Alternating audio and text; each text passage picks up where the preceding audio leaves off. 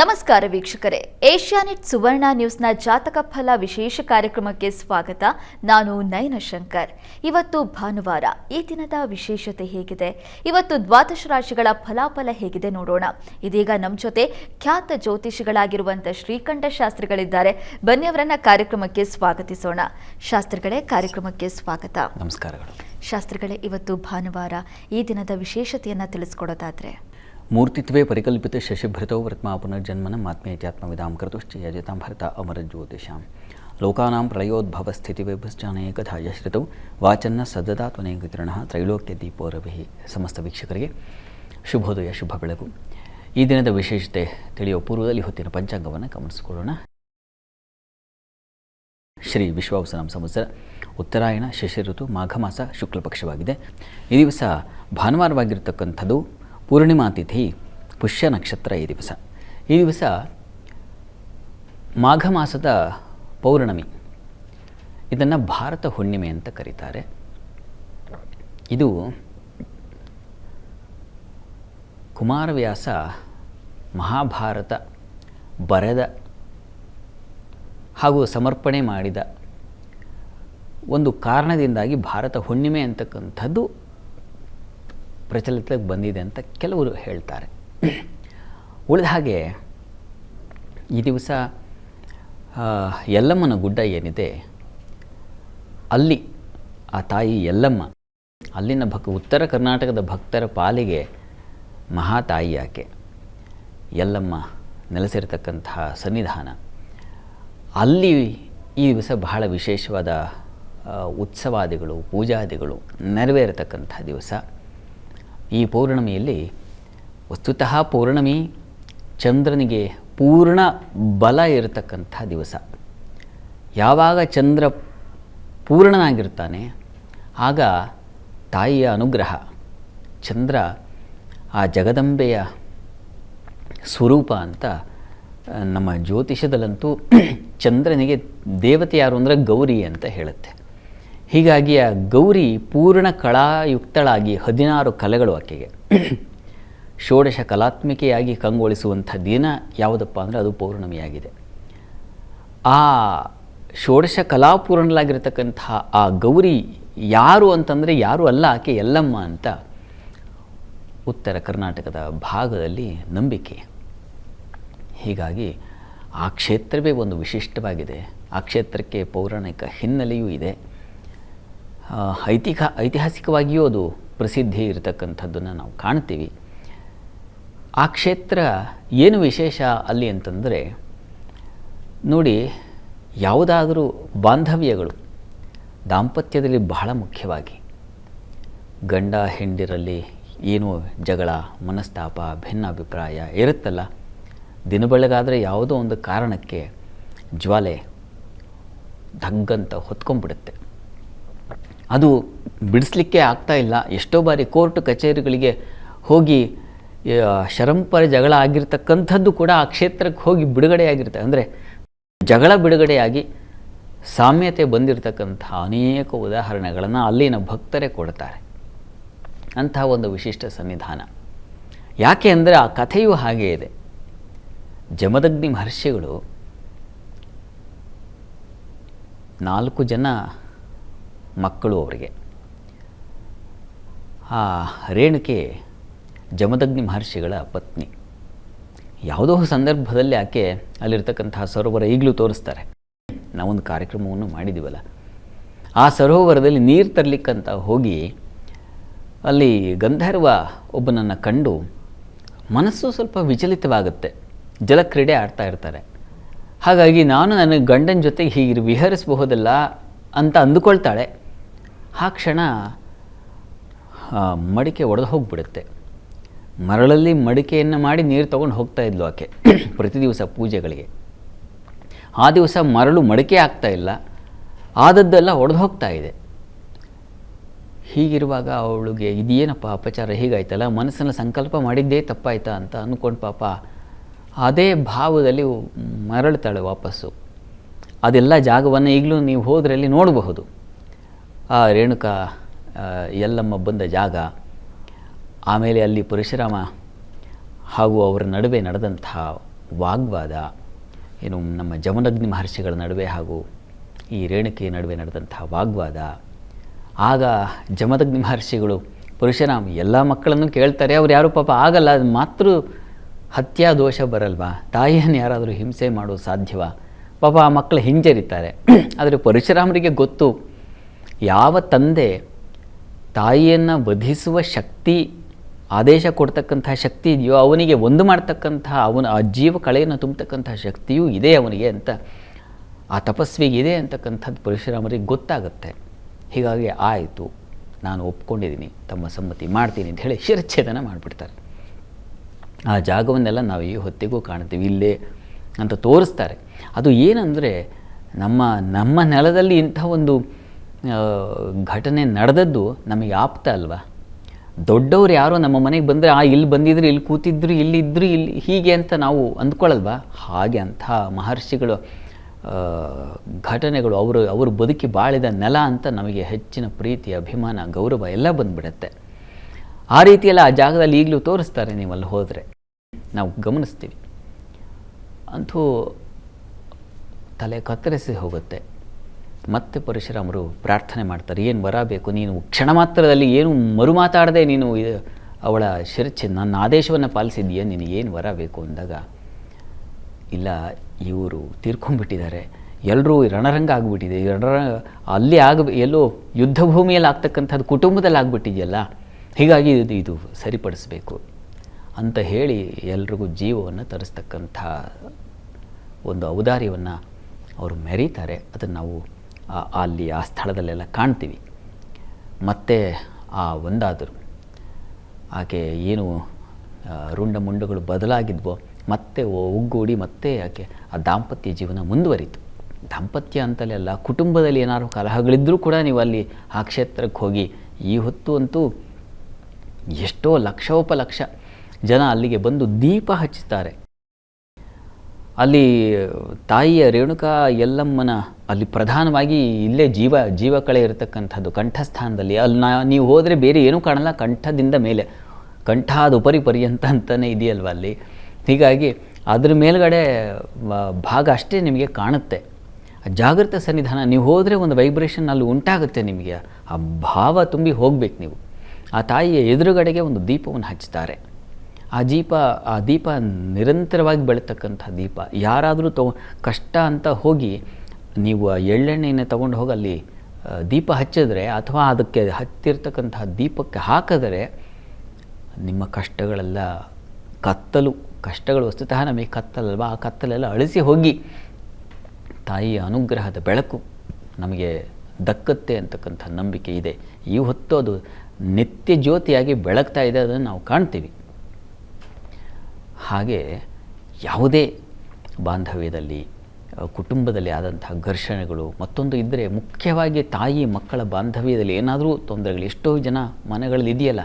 ತಂದೆ ಕಂಡ್ರೆ ಮಕ್ಕಳಿಗಾಗಲ್ಲ, ಮಕ್ಕಳು ಕಂಡ್ರೆ ತಂದೆಗಾಗಲ್ಲ, ತಾಯಿ ಮಕ್ಕಳ ಮಧ್ಯೆನೇ ಆಗೋದಿಲ್ಲ.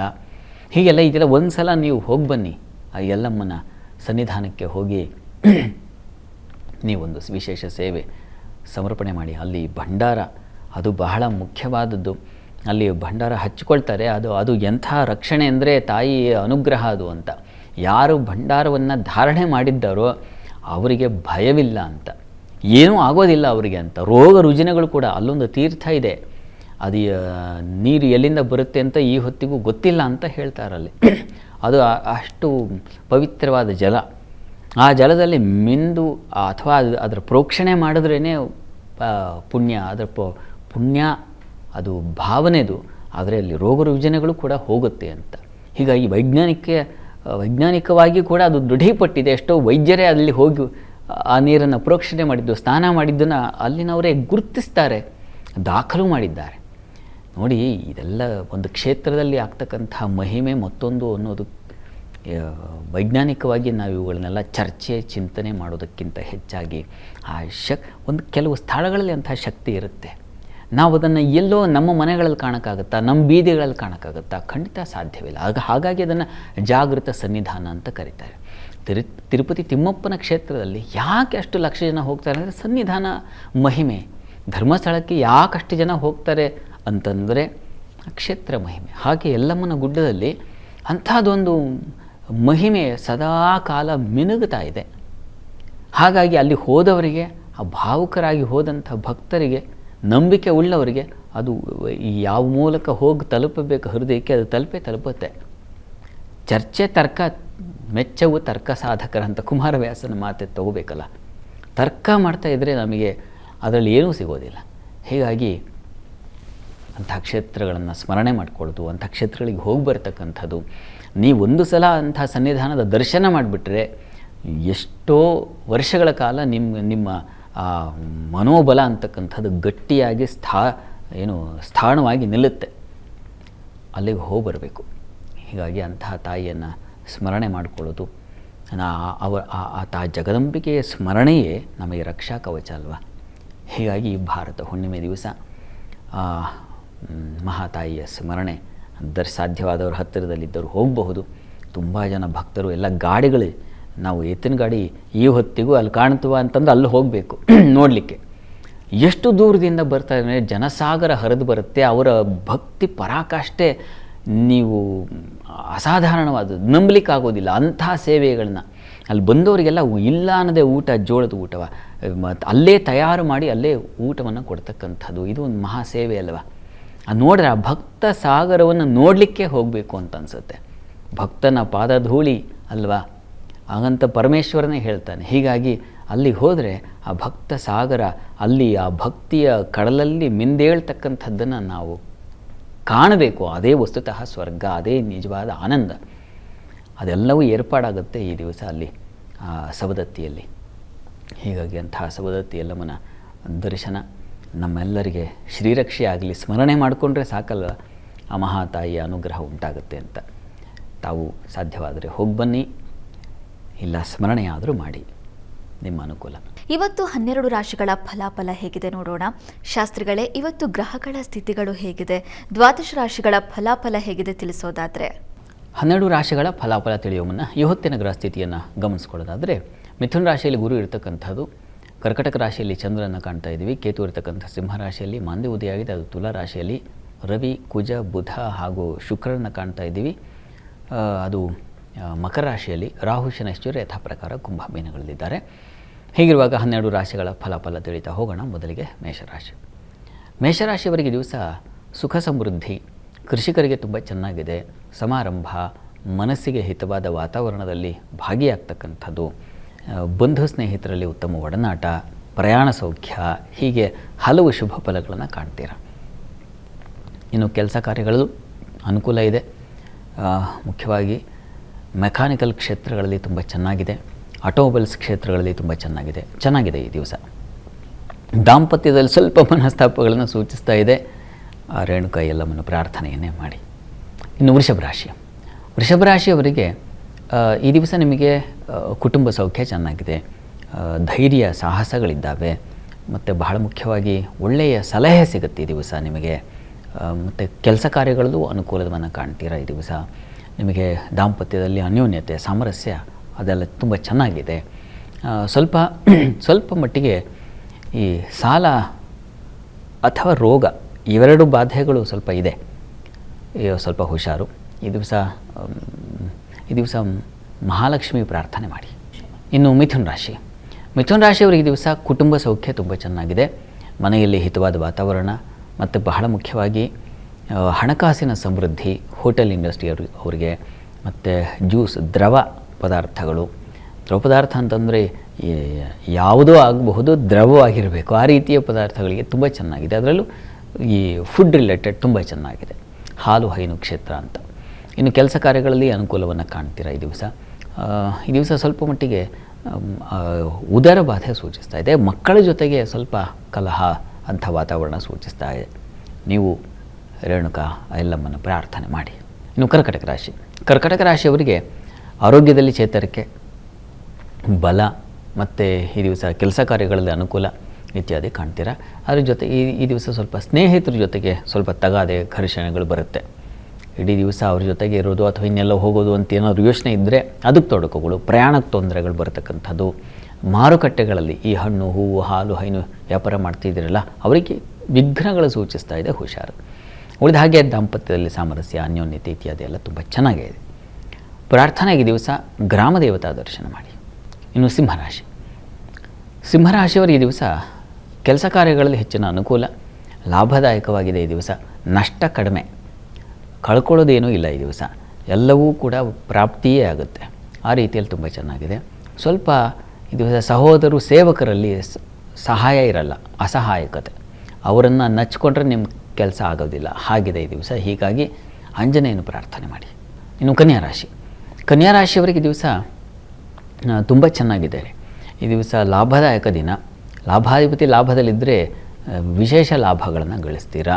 ಮತ್ತು ಈ ದಿವಸ ಕೆಲಸ ಕಾರ್ಯಗಳದ್ದು ತುಂಬ ಚೆನ್ನಾಗಿದೆ. ವೃತ್ತಿಯಲ್ಲಿ ವಿಶೇಷ ಅನುಕೂಲ ಕಾಣ್ತೀರಾ. ಈ ದಿವಸ ಸ್ವಲ್ಪ ಆಹಾರ ವ್ಯತ್ಯಾಸ ಆಗುತ್ತೆ, ಹುಷಾರು.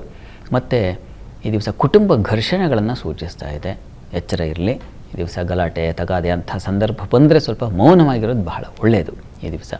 ಇನ್ನು ಸಂಗಾತಿಯಲ್ಲೆಲ್ಲ ಅನ್ಯೋನ್ಯತೆ, ಸಾಮರಸ್ಯ ತುಂಬ ಚೆನ್ನಾಗಿದೆ. ಈ ದಿವಸ ಪ್ರಾರ್ಥನೆಗೆ ಮನೆ ದೇವರು ಪ್ರಾರ್ಥನೆ ಮಾಡಿ. ಇನ್ನು ತುಲಾರಾಶಿ. ತುಲಾರಾಶಿಯವರಿಗೆ ಕೆಲಸ ಕಾರ್ಯಗಳಲ್ಲಿ ಈ ದಿವಸ ತುಂಬ ಚೆನ್ನಾಗಿದೆ. ಕಾರ್ಯಸಿದ್ಧಿ ಉಂಟಾಗುತ್ತೆ, ಹೆಚ್ಚಿನ ಅನುಕೂಲ ಸಿಗುವ ಸಾಧ್ಯತೆ ಸೂಚಿಸ್ತಾ ಇದೆ. ಮತ್ತು ಬಹಳ ಮುಖ್ಯವಾಗಿ ನೀವು ಹೊಸ ಕೆಲಸಗಳಿಗೆ ದಾರಿ ಸಿಗ್ತಕ್ಕಂಥ ಅದನ್ನು ಸೂಚಿಸ್ತಾ ಇದೆ. ಸ್ನೇಹಿತರು, ಬಂಧುಗಳ ಸಹಕಾರ, ರಿಯಲ್ ಎಸ್ಟೇಟ್ ವ್ಯಾಪಾರಿಗಳಿಗೆ ಹೆಚ್ಚಿನ ಅನುಕೂಲ, ಹಲವು ಬಗೆಗಳಲ್ಲಿ ಅನುಕೂಲ ಇದೆ. ಈ ದಿವಸ ನಿಮಗೆ ಸ್ವಲ್ಪ ಆರೋಗ್ಯ ವ್ಯತ್ಯಾಸ ಆಗಬಹುದು, ದುರ್ಗಾ ಕವಚ ಹೇಳಿಕೊಳ್ಳಿ. ಇನ್ನು ವೃಶ್ಚಿಕ ರಾಶಿ. ವೃಶ್ಚಿಕ ರಾಶಿಯವರಿಗೆ ಕೆಲಸ ಕಾರ್ಯಗಳಲ್ಲಿ ಈ ದಿವಸ ಹೆಚ್ಚಿನ ಅನುಕೂಲ. ಈ ದಿವಸ ನಿಮಗೆ ಮುಖ್ಯವಾಗಿ ಧರ್ಮ ಕಾರ್ಯಗಳು, ಶುಭ ಕಾರ್ಯಗಳು ಇವುಗಳಲ್ಲಿ ಆಸಕ್ತಿ. ಮತ್ತು ಬಹಳ ಮುಖ್ಯವಾಗಿ ಮನೋರಂಜನೆ, ಸಭೆ, ಸಮಾರಂಭ ಇಂಥವುಗಳಲ್ಲಿ ಪಾಲ್ಗೊಳ್ತಕ್ಕಂಥದ್ದು ಆ ರೀತಿಯಲ್ಲಿ ಚೆನ್ನಾಗಿದೆ. ಆದರೆ ಹೆಚ್ಚಿನ ಧನ ನಷ್ಟ ಸೂಚಿಸ್ತಾ ಇದೆ. ವ್ಯಯ, ನಷ್ಟ ಎರಡೂ ಇದೆ. ಹೀಗಾಗಿ ಬಹಳ ಎಚ್ಚರ ವಹಿಸಿ, ಕುಟುಂಬದಲ್ಲಿ ಎಚ್ಚರ ವಹಿಸಿ. ಈ ದಿವಸ ಪ್ರಾರ್ಥನೆಗೆ ಗುರು ಪ್ರಾರ್ಥನೆ ಮಾಡೋದು ಬಹಳ ಒಳ್ಳೆಯದು. ಗುರು ಸನ್ನಿಧಾನಕ್ಕೆ ಹೋಗಿ ಬನ್ನಿ. ಇನ್ನು ಧನುರಾಶಿ. ಧನುರಾಶಿಯವರಿಗೆ ಕೆಲಸ ಕಾರ್ಯಗಳಲ್ಲಿ ಈ ದಿವಸ ಹೆಚ್ಚಿನ ಅನುಕೂಲ. ಈ ದಿವಸ ದಾಂಪತ್ಯದಲ್ಲಿ ಅನ್ಯೋನ್ಯತೆ, ನಿಮಗೂ ಕೂಡ ನಷ್ಟ ಕಡಿಮೆ ಇದೆ. ಈ ದಿವಸ ಲಾಭ ಜಾಸ್ತಿ, ನಷ್ಟ ಕಡಿಮೆ, ಆ ರೀತಿಯ ಒಂದು ದಿವಸ. ಹೀಗಾಗಿ ವ್ಯಾಪಾರಿಗಳಿಗೆ ತುಂಬ ಚೆನ್ನಾಗಿದೆ. ಹಿರಿಯರಿಂದ ಸಲಹೆ ಸಿಗುತ್ತೆ, ಶುಭ ವರ್ತಮಾನ, ಒಳ್ಳೆಯ ಸುದ್ದಿಯನ್ನು ಕೇಳ್ತೀರ ಈ ದಿವಸ. ಮತ್ತು ಈ ದಿವಸ ಸ್ನೇಹಿತರು, ಬಂಧುಗಳ ಜೊತೆಗೆ, ಹಳೆಯ ಮಿತ್ರರ ಜೊತೆಗೆ ಒಂದು ರೀತಿಯ ನಂಟು ಚೆನ್ನಾಗಿರುತ್ತೆ. ಈ ದಿವಸ ಚೆನ್ನಾಗಿದೆ, ಹೆಚ್ಚಿನ ಪಾಲು. ಪ್ರಾರ್ಥನೆಗೆ ಮನೆ ದೇವರ ಪ್ರಾರ್ಥನೆ ಮಾಡಿ. ಇನ್ನು ಮಕರ ರಾಶಿ. ಮಕರ ರಾಶಿಯವರಿಗೆ ಈ ದಿವಸ ಸಂಗಾತಿಯಲ್ಲಿ ಸಾಮರಸ್ಯ, ಅನ್ಯೋನ್ಯತೆ ಚೆನ್ನಾಗಿದೆ. ವ್ಯಾಪಾರಿಗಳಿಗೆ, ಜಲಕ್ಷೇತ್ರ ವ್ಯಾಪಾರಿಗಳಿಗೆ ತುಂಬ ಚೆನ್ನಾಗಿದೆ ಈ ದಿವಸ. ಮತ್ಸ್ಯೋದ್ಯಮದಲ್ಲಿ ಇರ್ತಕ್ಕಂಥವ್ರಿಗೆ ತುಂಬ ಚೆನ್ನಾಗಿದೆ ಈ ದಿವಸ. ಈ ದಿವಸ ನಿಮಗೆ ಕೆಲಸ ಕಾರ್ಯ ಸ್ವಲ್ಪ ಕೆಲಸಕ್ಕೆ ಹೋಗೋರಿಗೆ ಸ್ವಲ್ಪ ತೊಡಕನ್ನು ವಿಘ್ನಗಳನ್ನು ಸೂಚಿಸ್ತಾ ಇದೆ. ಹೀಗಾಗಿ ಗಣಪತಿ ಪ್ರಾರ್ಥನೆ, ಗಣಪತಿ ಸನ್ನಿಧಾನಕ್ಕೆ ಸ್ವಲ್ಪ ಬೆಲ್ಲ ಸಮರ್ಪಣೆ, ಗುಡ ದಾನ ಮಾಡೋದು ತುಂಬ ಒಳ್ಳೆಯದು. ಉಳಿದ ಹಾಗೆ ಈ ದಿವಸ ನಿಮ್ಮ ಆರೋಗ್ಯದಲ್ಲಿ ಬಲ ಇದೆ. ಮತ್ತು ಯಂತ್ರೋದ್ಯಮ ಕೆಲಸ, ಆ ಕ್ಷೇತ್ರಗಳಲ್ಲಿ ಕೆಲಸ ಮಾಡೋರಿಗೆ ಹೆಚ್ಚಿನ ಅನುಕೂಲ ಸೂಚಿಸ್ತಾ ಇದೆ, ಚೆನ್ನಾಗಿದೆ. ಕೆಲಸದ ವಿಘ್ನಗಳಿಗೆ ಗಣಪತಿ ಪ್ರಾರ್ಥನೆ ಮಾಡಿ. ಇನ್ನು ಕುಂಭರಾಶಿ. ಕುಂಭರಾಶಿಯವರಿಗೆ ಕೆಲಸ ಕಾರ್ಯಗಳಲ್ಲಿ ಈ ದಿವಸ ಪರಿಶ್ರಮ ಜಾಸ್ತಿಯಾಗಿದೆ, ಕೆಲಸದ ಒತ್ತಡ. ಮತ್ತು ಈ ದಿವಸ ಸ್ವಲ್ಪ ಅದೃಷ್ಟಹೀನತೆ, ಯಾವುದೂ ಬಂದು ಒದಗಲಿಲ್ವಲ್ಲ ಅಂತಕ್ಕಂಥ ಒಂದು ಬಾಧೆ ಉಂಟಾಗುತ್ತೆ. ತಂದೆ ಮಕ್ಕಳಲ್ಲಿ ಮನಸ್ತಾಪ ಬರೋ ಸಾಧ್ಯತೆ ಸೂಚಿಸ್ತಾ ಇದೆ. ಮನೆ ಒಂದು ರೀತಿಯಲ್ಲಿ ಅಸಮಾಧಾನ ಕ್ಷೇತ್ರವಾಗಿಬಿಡುತ್ತೆ. ತಪ್ಪದೇ ನೀವು ಸೌದತ್ತಿ ಎಲ್ಲವನ್ನು ಪ್ರಾರ್ಥನೆ ಮಾಡೋದು ಬಹಳ ಒಳ್ಳೆಯದು. ಸಾಧ್ಯವಾದರೆ ಹೋಗಿ ಬನ್ನಿ ಹತ್ತಿರದಲ್ಲಿರೋರು, ಇಲ್ಲ ಮನಸ್ಸಿನಲ್ಲಿ ಪ್ರಾರ್ಥನೆ ಮಾಡ್ಕೊಳ್ಳಿ. ಈ ದಿವಸ ಒಂದು ಏನಪ್ಪ ಅಂದರೆ ಸಾಲ, ಶತ್ರುಗಳ ಬಾಧೆ ಖಂಡಿತ ಇರೋದಿಲ್ಲ. ಅದರಿಂದ ನೀವು ಮುಕ್ತರಾಗಿರ್ತೀರ. ಇನ್ನು ಮೀನರಾಶಿ. ಮೀನರಾಶಿಯವರಿಗೆ ಈ ದಿವಸ ಕೆಲಸ ಕಾರ್ಯಗಳಲ್ಲಿ ಹೆಚ್ಚಿನ ಅನುಕೂಲ ಇದೆ. ಸಹೋದ್ಯೋಗಿಗಳ ಸಹಕಾರ ಚೆನ್ನಾಗಿರುತ್ತದೆ. ಬಂಧುಗಳ ಜೊತೆಗೆ ವಿಹಾರ, ಪ್ರಯಾಣ ಇದು ತುಂಬ ಚೆನ್ನಾಗಿದೆ. ಮಕ್ಕಳ ಜೊತೆಗೆ ತುಂಬ ಆತ್ಮೀಯ ಒಡನಾಟ ಚೆನ್ನಾಗಿರುತ್ತೆ ಈ ದಿವಸ. ಮುಖ್ಯವಾಗಿ ನಿಮಗೆ ಈ ದಿವಸ ಮನಸ್ಸಿಗೆ ಹಿತವಾದ ಕಾರ್ಯಗಳಲ್ಲಿ ಭಾಗಿಯಾಗೋದು, ಅಂತಹ ಕೆಲಸಗಳನ್ನು ಮಾಡೋದು ಅಂಥದ್ದೊಂದಿದೆ. ಆದರೆ ಒಂದು ಕಡೆ ವಸ್ತು ನಷ್ಟವೂ ಸೂಚಿಸ್ತಾ ಇದೆ, ಹುಷಾರು. ಮುಖ್ಯವಾದ ವಸ್ತು ಕಳ್ಕೊಂಡ್ಬಿಡ್ತೀರ. ಕಾರ್ತವೀರ್ಯಾರ್ಜುನ ಸ್ಮರಣೆ ಮಾಡಿ. ಈ ದಿವಸ 12 ರಾಶಿಗಳವರು, ರಾಶಿ ಗೊತ್ತಿಲ್ಲ ಅಂತಕ್ಕಂಥವ್ರು ಹೇಳ್ಬಹುದಾದ ಮಂತ್ರ ಗಮನಿಸಿ. ಓಂ ಸರ್ವಮಂಗಳಾಯೈ ನಮಃ ಮಂತ್ರ ಹೇಳ್ಕೊಳ್ಳಿ, ಅಮ್ಮನವ್ರ ಕೃಪೆಯಾಗುತ್ತೆ. ಶಾಸ್ತ್ರಿಗಳೇ, ಈ ದಿನದ ವಿಶೇಷತೆ, ದ್ವಾದಶ ರಾಶಿಗಳ ಫಲಾಫಲ ತಿಳಿಸ್ಕೊಟ್ಟಿದ್ದೀರಾ. ಧನ್ಯವಾದಗಳು ಶಾಸ್ತ್ರಿಗಳೇ. ಸರ್ವೇ ಜನಾಃ ಸುಖಿನೋ ಭವಂತು, ಸಮಸ್ತ ಸನ್ಮಂಗಳಾನಿ ಭವಂತು. ಎಲ್ಲರಿಗೂ ಶುಭವಾಗಲಿ. ವೀಕ್ಷಕರೇ, ಇದಾಗಿತ್ತು ಇವತ್ತಿನ ಜಾತಕ ಫಲ ವಿಶೇಷ ಕಾರ್ಯಕ್ರಮ. ನೇರ, ದಿಟ್ಟ, ನಿರಂತರ ಸುದ್ದಿಗಾಗಿ ನೋಡ್ತಾ ಇರಿ ಏಷ್ಯಾನೆಟ್ ಸುವರ್ಣ ನ್ಯೂಸ್.